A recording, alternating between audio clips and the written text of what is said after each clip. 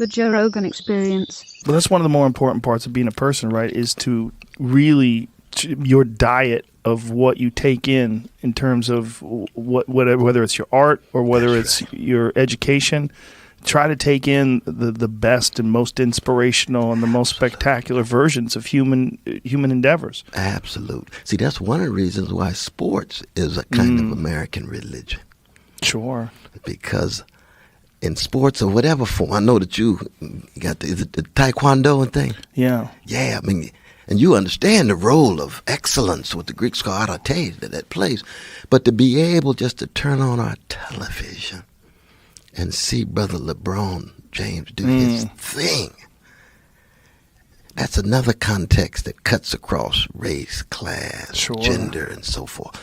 LeBron, how you do it? Then memories of Mike Jordan and well, Jerry that's why Ali West, was so important. Ali when he sat out those 3 years in the late 1960s because he wouldn't go to Vietnam. Courage, man. Muhammad Ali, along with Richard Pryor, it was the freest black man of the 20th century. But see, the boxing is so crucial, as well as the other sports, because for black people, every other sphere in the society is unfair and unfree. But when you get in that ring and the referee is fair, you finally get fair competition. Yeah. That's why Jack Johnson was such a threat. You remember when Jack Johnson was knocking white brothers out?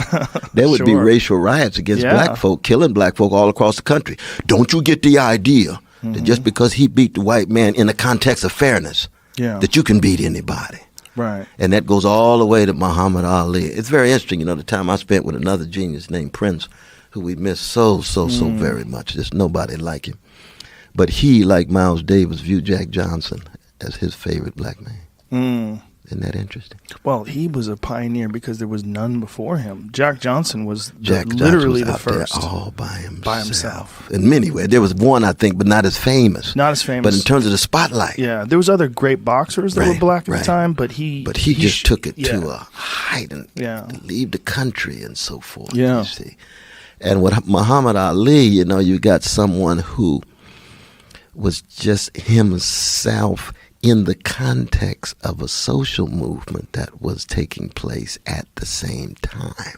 So he would associate himself with the black freedom movement called the Civil Rights Movement. He joined the Nation of Islam under Honorable Elijah Muhammad. Then became very close to Malcolm X and had to deal with the split in its own way, and ultimately becomes a more orthodox Muslim, but at the same time recognizes his political consciousness was tied to the Nation of Islam and so forth.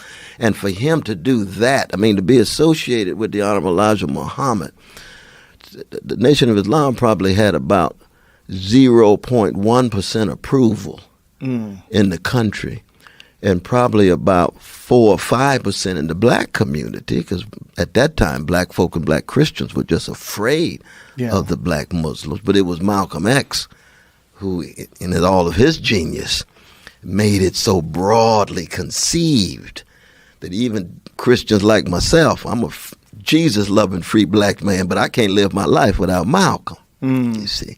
And he's Muslim to the core. Right. He's praying 5 times a day. You know what I mean? That's just the beginning of it. Well, he's also very complicated, too, because his grandfather was white.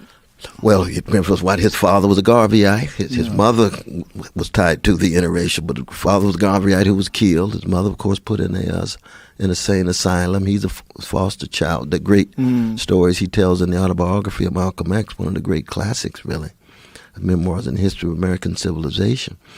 But he's very misunderstood in terms of the cultural narrative of who he was. Absolutely. No, it's true. He used to say sincerity is my only credential. Ooh. Isn't that powerful? Damn. Sincerity. So when he said white men and women are devils, and he believed it. Now he's wrong. No, white brothers and sisters are not devils. Then he says, I changed my mind. They're not devils. Too many got devilish behavior. He's right. Because that's true. Too many of all of us have devilish behavior, you see. But when he said the first thing, he said what he meant what he said. When he said the second thing, he said what he meant what you said. Yes. How many folk do we have like that today? That aren't scared to change their mind. And speak what's deep in their souls, you see. This is